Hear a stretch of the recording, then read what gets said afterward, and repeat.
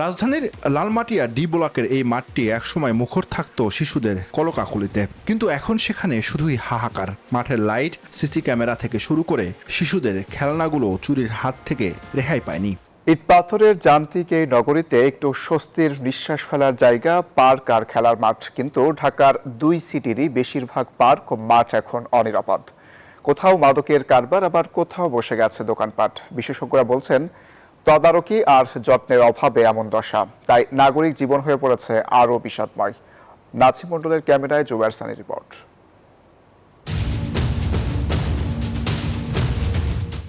রাজধানীর কারওয়ান বাজার ও বাংলা মোটর সংলগ্ন পান্থকুঞ্জ পার্ক একসময় ছিল নগরবাসীর হাঁটাহাঁটি ও অবসরের অন্যতম জায়গা। এখন সেখানে নিয়মিত বসে এমন মাদক সেবনের আড্ডা। এছাড়া পার্কটির বড় অংশ ঢাকা এলিভেটেড এক্সপ্রেসওয়ের নির্মাণ কাজ, টিনের বেড়া ও নির্মাণ সামগ্রীর দখলে। মোহাম্মদপুরের টাউন হল শহীদ পার্ক মাঠের অবস্থা আরও ভয়াবহ।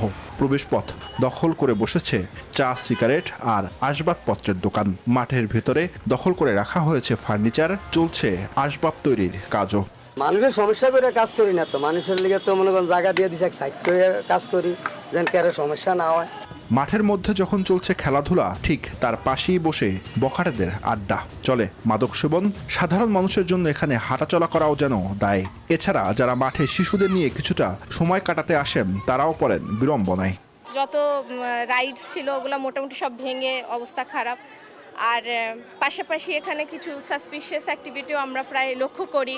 এই মাঠেই কথা হয় কয়েকজন তরুণের সঙ্গে। তারা চান দ্রুত যেন মাঠটি সংস্কার ও পরিবেশ উন্নত করা হয়। মাঠেরও কোনো পরিচর্যা হয় না, আমরা আমাদের মতো করে আসি, খেলি, মাঠে ঘাস বড় হয়। মাদকের চলে বেশি, সবচেয়ে বেশি, এবং এনে যখন আমরা আসি নিরাপদ না কোনো কিছু নেই। রাজধানীর লালমাটিয়া ডি ব্লকের এই মাঠটি একসময় মুখর থাকত শিশুদের কলকাকলিতে, কিন্তু এখন সেখানে শুধুই হাহাকার। মাঠের লাইট, সিসি ক্যামেরা থেকে শুরু করে শিশুদের খেলনাগুলো চুরির হাত থেকে রেহাই পায়নি।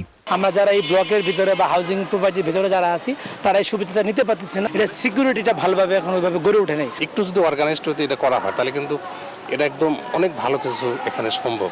রাজধানীর পার্ক ও মাঠের এমন দশার জন্য কর্তৃপক্ষের উদাসীনতা ও সঠিক ব্যবস্থাপনার অভাবকে দায়ী করছেন বিশেষজ্ঞরা।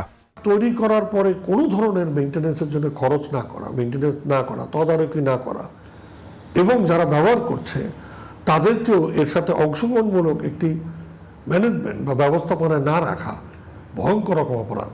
সে অপরাধের সিটি কর্পোরেশনগুলো এককভাবেই দায়ী।